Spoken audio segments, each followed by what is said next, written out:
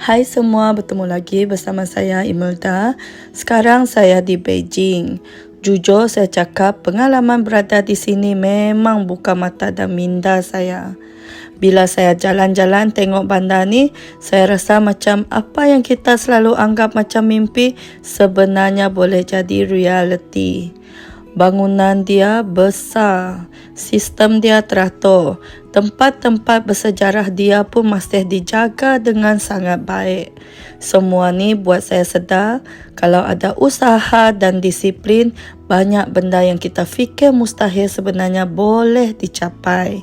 Kadang-kadang kita hanya tengok dunia dari jauh, tapi bila dah sampai sendiri, baru kita faham setiap negara ada kekuatan dia tersendiri.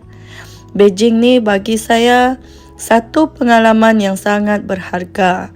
Ia bukan sekadar travel, tapi lebih kepada membuka cara saya fikir tentang hidup dan masa depan.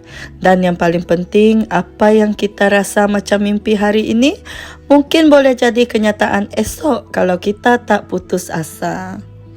Saya sangat bersyukur diberi peluang untuk melihat dunia bersama BE International.